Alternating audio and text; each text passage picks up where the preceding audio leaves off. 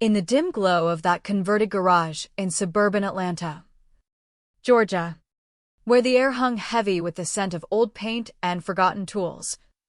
Emily Harper lay awake on a sagging air mattress, her laptop screen casting a cold blue light on her determined face. It was Thanksgiving night, 3 years ago, and the muffled sounds of her brother Alex's booming laughter filtered down from the house above, laughing at her. Always at her. He'd just dismissed her pitch for a health tech app that could streamline patient data for small clinics, calling it cute but delusional before their parents shuffled her out to the garage to make room for his urgent investor calls. The humiliation burned like acid in her chest. But she didn't cry. Instead, she typed furiously, refining the code that would one day build her empire. That moment wasn't just rejection, it was the spark that ignited a slow-burning fire of resolve. One that would consume the invisible chains of her family's disdain and forge something unbreakable. Emily had always been the afterthought in the Harper family. At 32 now, she could trace it back to childhood in their modest split-level home, where the walls were plastered with Alex's accolades, football jerseys from high school state champs, his Emory University diploma framed in gold, photos of him shaking hands with Atlanta's business elite. Her own achievements? Buried. The Robotics Club awards from Georgia Tech. The scholarships she'd earned through late-night coding sessions, they were dismissed as nerdy hobbies. Alex, older by 4 years, was the sun around which the family orbited. Charismatic. Ambitious. He commanded every room with stories of his rising career in venture capital, while Emily's attempts to share her passion for AI-driven healthcare solutions were met with polite nods that quickly faded into silence. Tech's a man's game. Alex would say with that condescending grin, patting her shoulder like she was a child. Stick to support roles, leave the big ideas to the visionaries. The extended family amplified it all.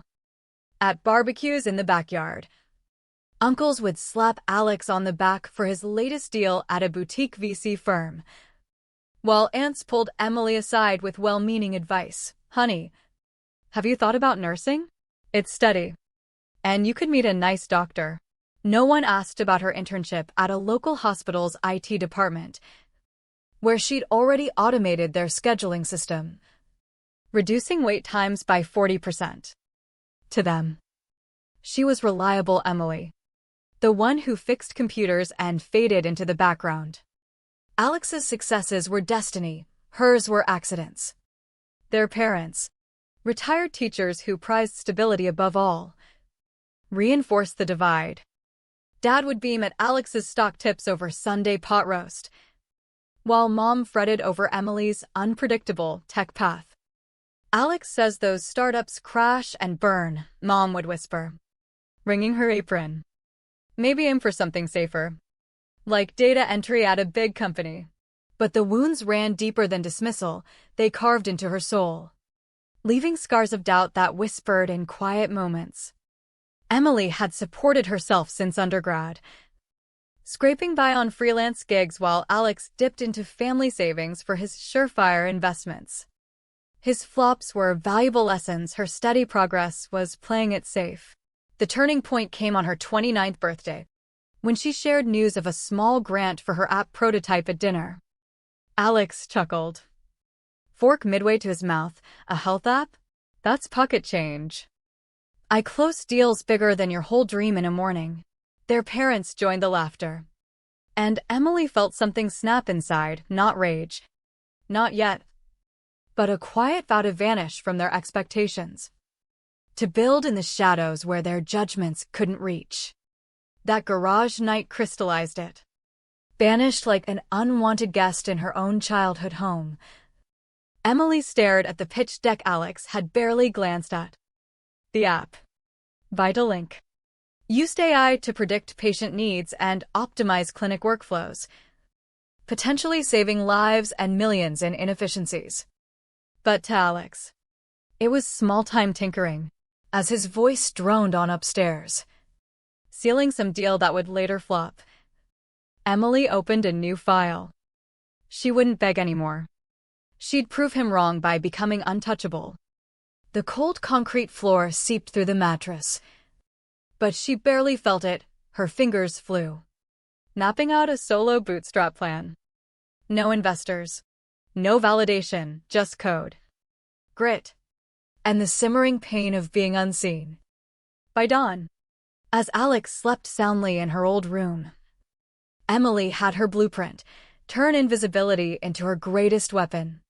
The early days were a grind that tested every fiber of her resolve. Emily quit her stable IT job and holed up in a dingy co-working space in Midtown Atlanta, where the Wi-Fi flickered and the coffee tasted like regret. She met Sofia Ramirez there, a sharp UI designer who'd been passed over for promotions because she didn't have the aggressive edge her male colleagues did. They bonded over shared stories of being sidelined, and soon Sofia joined as co-founder. "Let's make them choke on their underestimation," Sofia said one rainy afternoon, as they sketched interfaces over cheap takeout. Vitalink started small, a beta for a neighborhood clinic that slashed administrative errors by 35%. Word spread organically, another clinic. Then a chain in Savannah. Emily handled the AI core, predicting outbreaks and resource needs with eerie accuracy, while Sofia polished the user-friendly design that made doctors actually want to use it. Money was tight, Emily's credit cards maxed out. Nights blurred into days fueled by energy drinks and that garage-born fury. But each milestone was a silent rebuttal to Alex's words. When they landed their first six-figure contract with a regional hospital network, the joy was laced with defiance. They celebrated in their tiny shared apartment with discount wine. But Emily paused before signing. "We stay low-key. No faces on the site. Just results." Sofia nodded. They'd both endured boardrooms where ideas were credited to the nearest man. So Vitalink Solutions emerged neutral branding. Initials only in emails: Z. Harper. S. Ramirez. Clients loved the mystery. It let the tech shine. Contracts poured in, rural health centers in the Carolinas, then urban ones in Florida. Their AI didn't just optimize, it anticipated crises, like flagging supply shortages before they hit. As the company grew, so did the internal pressure cooker of Emily's emotions. She hired a team of misfits, brilliant coders overlooked for not fitting the bro culture mold.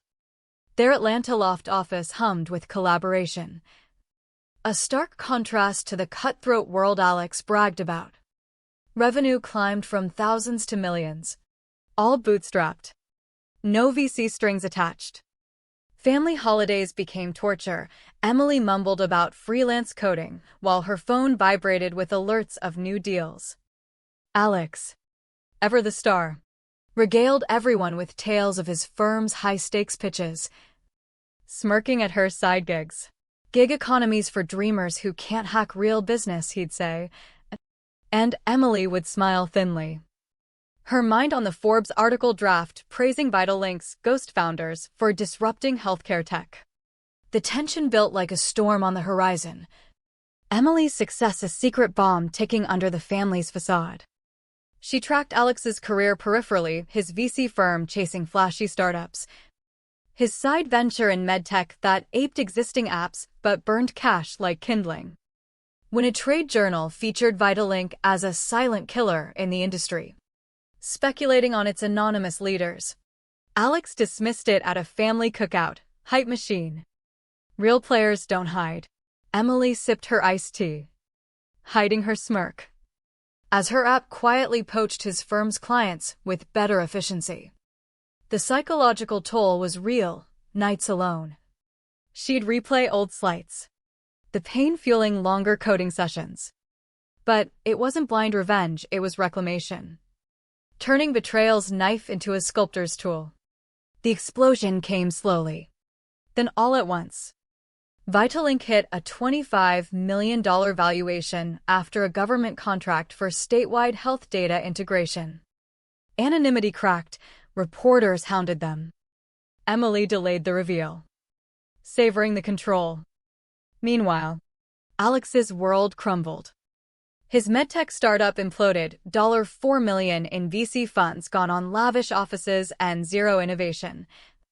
Exposed as a copycat flop. Layoffs hit his firm amid a scandal. He'd inflated deal numbers, claiming wins that weren't his. Family texts flooded Emily's phone. Pray for Alex. His vision was ahead of its time. She said nothing, reviewing resumes for expansion. Then, the pinnacle.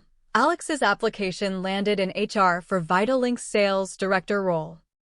His cover letter gushed about admiring the innovative mystery of the company. Emily's heart raced, not with glee, but a cathartic release. She scheduled the interview as E. Harper, chief architect. No photo, no hint. Sophia warned, this could scar you both. But Emily needed the confrontation to shatter the illusion that had caged her psyche. The interview room was sparse, sunlight streaming through Atlanta's skyline view. Alex entered, suit pressed but eyes weary, extending a hand with forced confidence. Thanks for the opportunity. Wait.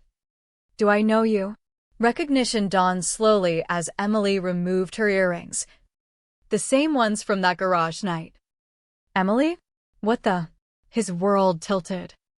She laid it bare, the garage banishment, the mocking laughter, the pronoun slips that erased her gender and worth. Alex stammered defenses. I was protecting you from failure, but crumbled under facts. Vitalink's $18 million revenue. Partnerships with Mayo Clinic rivals. All built on the delusional idea he'd scorned. He begged, family helps family. We're blood. Emily stood. Voice steady but laced with years of suppressed storm. Blood didn't stop you from making me invisible. This isn't spite, it's reality. You're not a fit here, we build.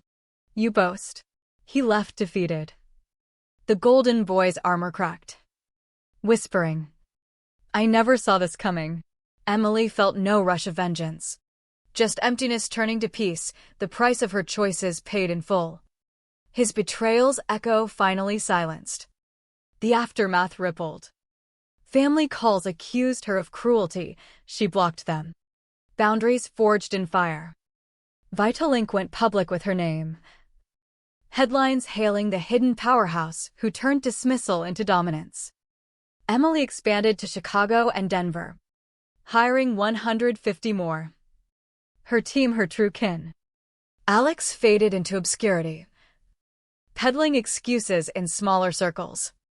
Success wasn't revenge, it was freedom from needing their gaze. In quiet evenings, overlooking her earned penthouse view, Emily coded onward. The garages chill a distant memory. Her story a testament to the quiet power of the overlooked.